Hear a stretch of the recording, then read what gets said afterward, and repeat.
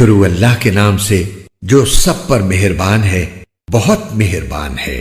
قسم ہے انجیر اور زیتون کی اور صحرائے سینا کے پہاڑ طور کی اور اس امن و امان والے شہر کی کہ ہم نے انسان کو بہترین سانچے میں ڈھال کر پیدا کیا ہے، پھر ہم اسے پستی والوں میں سب سے زیادہ نچلی حالت میں کر دیتے ہیں، سوائے ان کے جو ایمان لائے اور انہوں نے نیک عمل کیے تو ان کو ایسا اجر ملے گا جو کبھی ختم نہیں ہوگا۔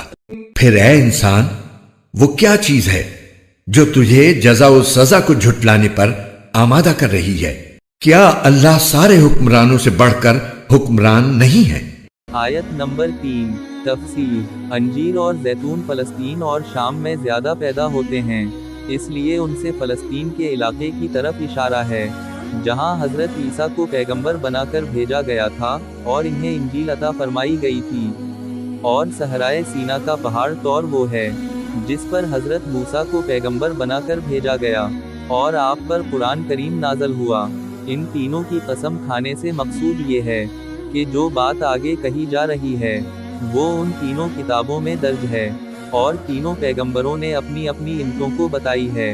آیت نمبر 5 تفسیر۔ اس کا ایک مطلب تو یہ ہو سکتا ہے کہ جو لوگ مومن نہ ہوں وہ دنیا میں چاہے کتنے خوبصورت رہے ہوں، آخرت میں وہ انتہائی نچلی حالت کو پہنچ جائیں گے کیونکہ انہیں دوزخ میں ڈالا جائے گا۔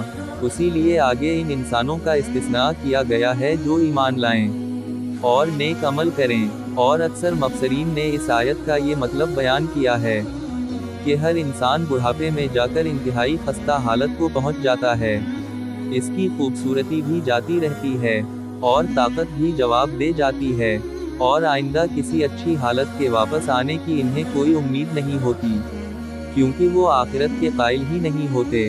البتہ نیک مسلمان چاہے اس بڑھاپے کی بری حالت کو پہنچ جائیں لیکن ان کو یہ یقین ہوتا ہے کہ یہ بری حالت عارضی ہے اور آگے دوسری زندگی آنے والی ہے جس میں انشاء اللہ انہیں بہترین نعمتیں میسر آئیں گی اور یہ عارضی تکلیفیں ختم ہو جائیں گی۔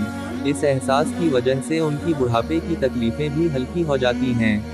آیت نمبر 8 تفسیر۔ ابو داؤد اور ترمذی کی ایک حدیث سے معلوم ہوتا ہے کہ اس آیت کے پڑھنے کے وقت یہ کہنا مستحب ہے کہ کیوں نہیں، میں اس بات کی گواہی دیتا ہوں کہ اللہ تعالیٰ سارے حکمرانوں سے بڑھ کر حکمران ہے۔ قرآن کے اردو اور ہندی ترجمہ اور تفسیر کے خوبصورت ایمان افروز ویڈیوز کو دیکھنے کے لیے ہمارے چینل قرآن دین اور دنیا ایپ کو لائک، سبسکرائب اور شیئر کیجیے۔